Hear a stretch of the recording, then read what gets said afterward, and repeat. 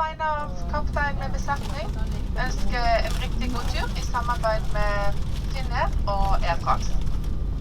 Takk.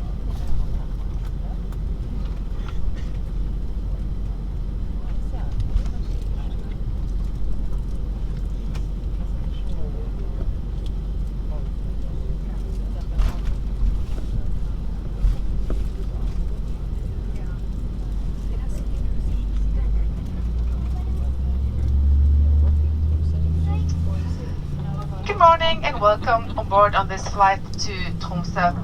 The time is estimated to about 1 hour and 45 minutes. I would like to welcome you on behalf of the captain and his crew. And today we are flying in cooperation with Air France and Finnair. Thank you.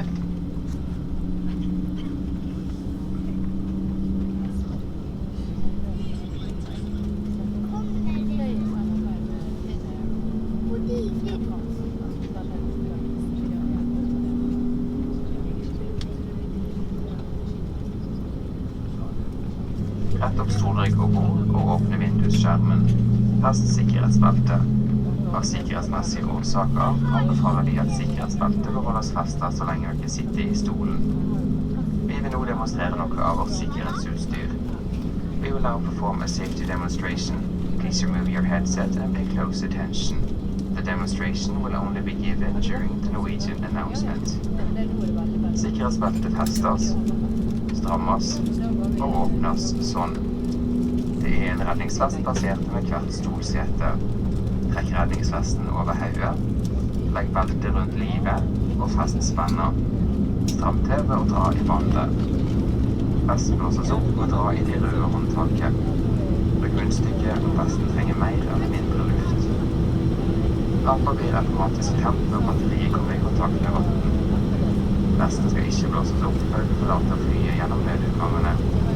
Besetningen har røde vester. Skulle trykket i kabinen bli for lavt, vil du trenge oksygen. Oksygenmaske blir automatisk utløst fra panelet over deg. Dra maska til deg med trykk for å aktivere oksygentilførselen. Plasser maska over nase og munn og pust normalt. Ta på de egen maske før du hjelper barn eller andre. Nødutgangene bak over vingen. Wideroes flygninger er røykfrie, og røykeforbudet gjelder også på flyets toalett. Dette gjelder også elektroniske sigaretter.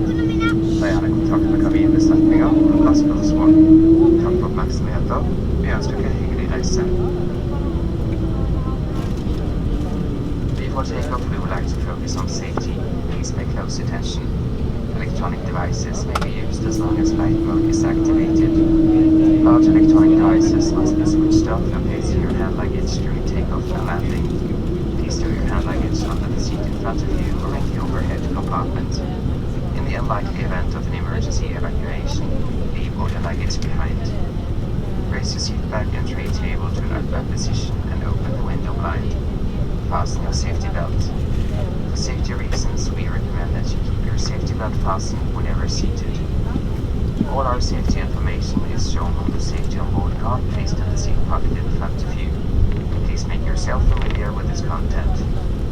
There is a life vest in a box under your seat. In the unlikely event of cabin decompression, oxygen masks will be released automatically from the overhead panels.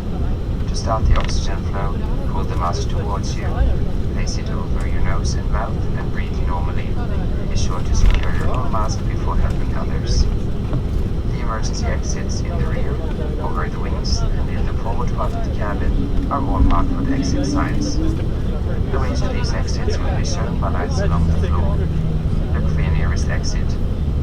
All our flights are non-smoking flights, and for safety reasons, smoking is never allowed in the aircraft lavatory. This includes electronic cigarettes. Please do not hesitate to contact the cabin crew if you have any questions. Thank you for your attention. We